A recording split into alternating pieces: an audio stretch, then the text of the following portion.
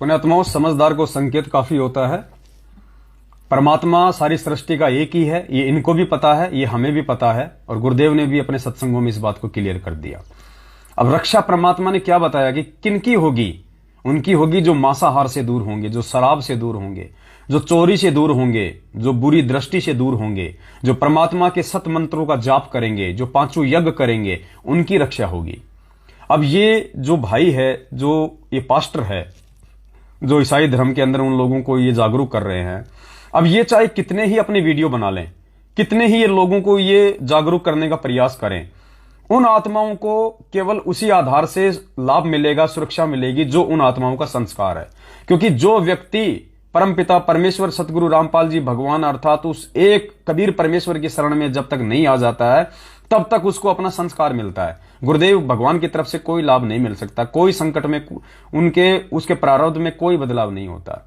तो ये चाहे वीडियो बनाए या ना बनाए, ये चाहे लोगों को समझाए या ना समझाए, परमेश्वर इनके लोगों की रक्षा नहीं कर सकता, ना इसकी रक्षा कर सकता। यदि इसका कोई माड़ा संस्कार आ गया तो इसको भी दुनिया से जाना पड़ेगा।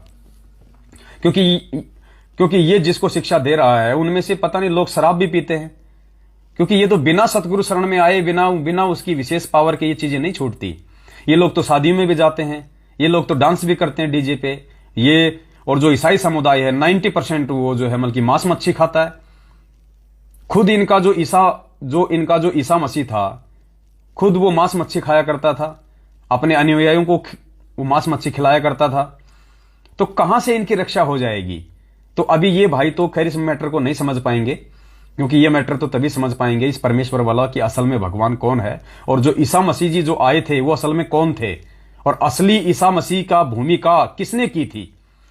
ईसा मसीह जी विष्णु जी के अवतार से आए थे। गुरुदेव भगवान ने बताया ये विष्णु अवतार थे, जैसे रामचंद्र जी, जैसे श्री कृष्ण जी, और जैसे ये ईसा मसीह। तो इसमें ईसा मसीह में और रामचंद्र जी में और श्री कृष्ण जी में रत्ती भर भी अंतर नहीं है। ये तीनों उसी के अवतार थे और उसी के अनुसार इन्होंने अपना सारा काम किया। ये काल के पुत्र थे सब।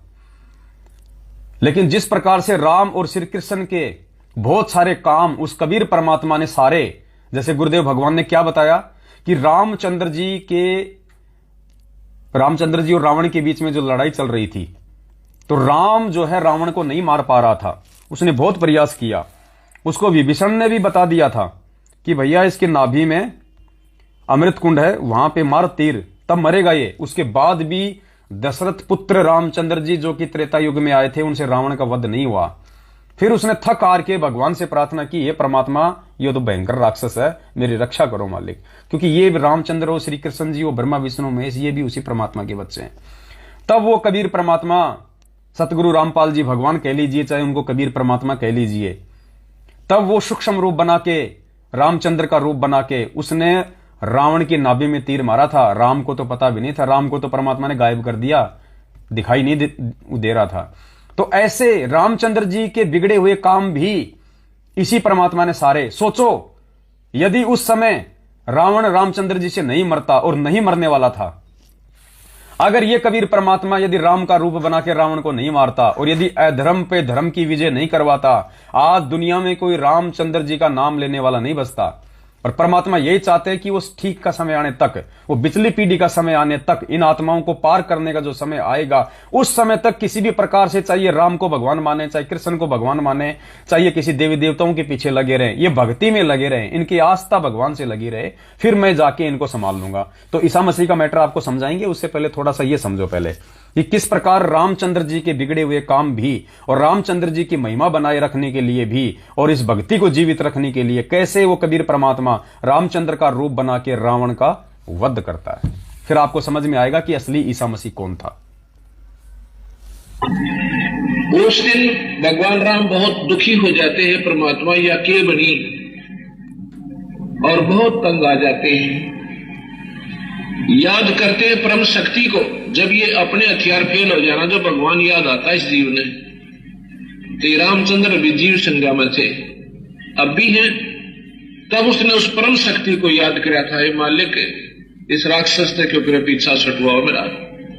जब वो परम शक्ति स्वयं कबीर भगवान वो सत्पुरुष आए थे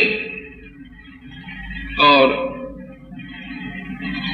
जब उस रावण का वध किया था राम रूप बना के, रामचंद्र को अंतर ध्यान कर दिया, राम रूप बनाकर अगले दिन युद्ध किया, जब उसकी सुंडी में तीर मारा। हालांकि विभीषण ने बता रखा था कि इसकी नाभि में अमृत है। भगवान रामचंद्र जी ने रावण के यहां से यहां तीर मार के और उसके 10 बार सिर काट दिए, 10 बार फिर वापस उग गए थे। अब राम बोला वो बड़ा राक्षसी तक कभी मरता है कोई ना। विभीषण ने बताया था इसकी नाभि में तीर मारो। 6 महीना तक नाभि में तीर मारने की कोशिश राम करता रहा, वो भी बराबर का योद्धा था, सारे तीर काट देता था। उस दिन तक कति रो पड़ा रामचंद्र जी भगवान के ऊपर पीछा छुपवा पड़ा। जब वो परम शक्ति आते हैं कबीर भगवान और अगले दिन युद्ध करते हैं, राम को अंतर ध्यान कर देते हैं, उसने बेरा भी कोई ना कित पड़ा है, उनका स्वरूप बदल देते हैं, कोई और सैनिक नजर आ रहा, फिर आप उसके रावण का वध करके और राम को शाबाशी दे देते हैं। अब ये है अंतिम सत्र की बातें, ये हमारी बुद्धि अनजान आदमी की स्वीकार नहीं करे और बुद्धिमान की तो करी पड़ी है कभी। तो इस प्रकार तो गुरुदेव भगवान कह रहे हैं कि ये जो बातें हैं इस तरह की, ये तो भक्ति की अंतिम स्तर की बातें हैं, ये अनजान व्यक्ति की स्वीकार नहीं करेगी बुद्धि। और जिसको अपने गुरु भगवान पे विश्वास है, उनके वचन पे विश्वास है, उनकी तो करी पड़ी है। तो जिस प्रकार से रामचंद्र जी का बिगड़ा हुआ काम और आज दुनिया में जो रामचंद्र जी की महिमा बनी हुई है, उस रामचंद्र जी की महिमा भी इसी कबीर परमेश्वर ने बनाई, केवल अपने बच्चों को वर्तमान समय तक भक्ति से जोड़े रखने के लिए।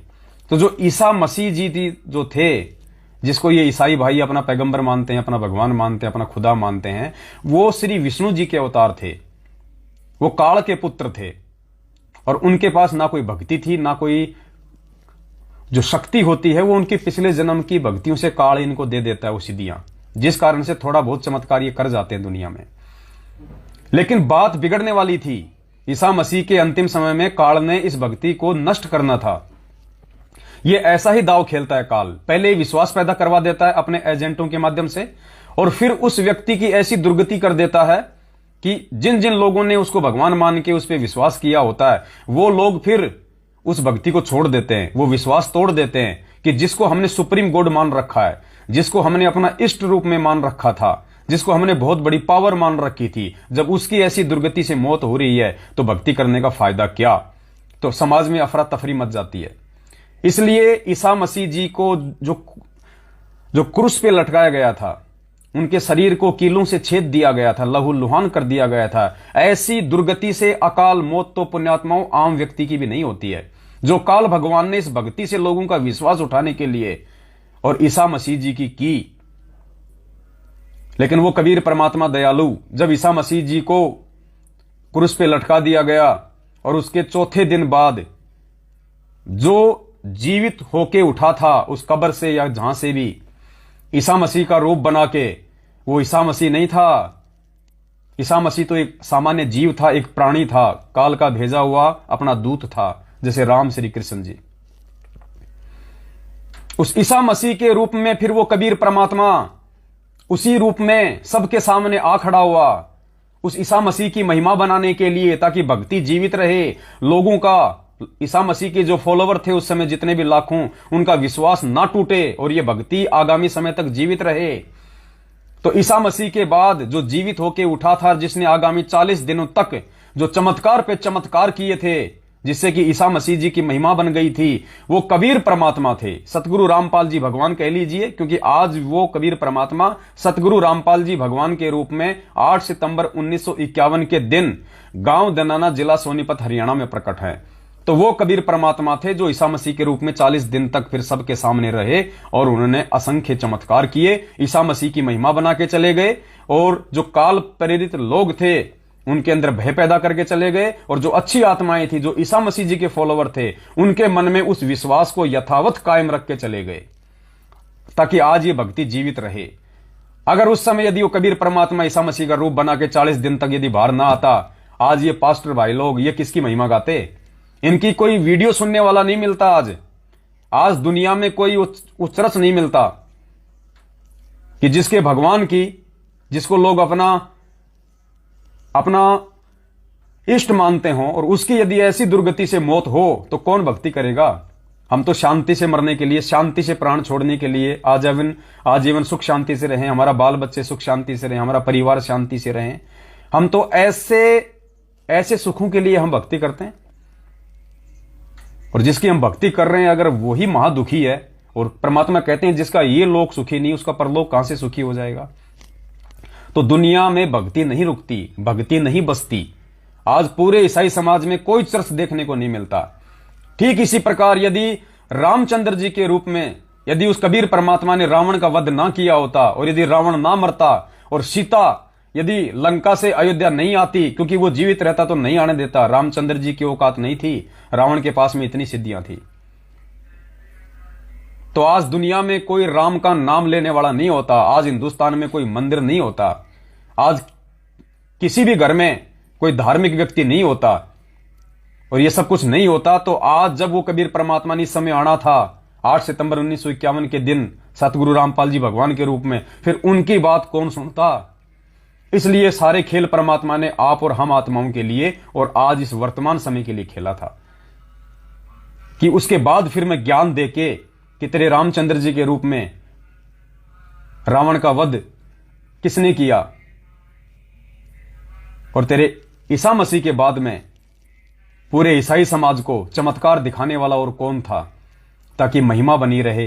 परमात्मा महिमा का भूखा नहीं होता, परमात्मा खुद महिमा से ओतप्रोत होता है।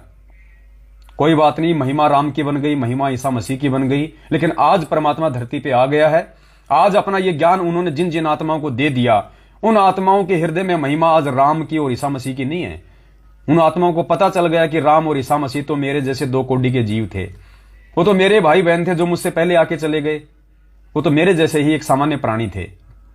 असली भगवान तो ये था जिसने उस समय वो खेल खेला। तो आज जो आत्माएं उस असली ईसा मसीह के संपर्क में आ चुकी हैं, उस असली राम के संपर्क में आ चुकी हैं, सतगुरु रामपाल जी भगवान के, आज उन आत्माओं के हृदय में महिमा राम और ईसा मसीह की नहीं बल्कि सतगुरु रामपाल जी भगवान की, उस कबीर परमेश्वर की बनी हुई है। तो पुण्यात्माओं, ये अध्यात्म है, और इसको जिसने समझ लिया और जो समझेगा तभी अपने गुरु को भगवान मान पाएगा, तभी वो संपूर्ण भाव लगन श्रद्धा अपने गुरु के चरणों में वो समर्पित कर पाएगा, अन्यथा नहीं कर पाएगा। और जब तक पूर्णतया समर्पण भाव लगन अपने गुरुदेव में नहीं होगा, हम एक इष्ट रूप में, एक भगवान के रूप में अपने गुरुदेव को नहीं जानेंगे, नहीं पहचानेंगे पुण्यात्माओं, तब तक हमारा भी मोक्ष नहीं होना। तो उसी की प्रोसीजर ये चल रही है, घर घर में हलवा प्रसाद का भोग गुरुदेव भगवान को। और जो आत्मा लगा लेंगे उसके बहुत सारे उनके कार्य भी सिद्ध होंगे, और परमात्मा भी उन पे प्रसन्न रहेगा, और आने वाले समय में परमेश्वर जिन पे प्रसन्न होगा उन्हीं की उन आपत्तियों से रक्षा होगी।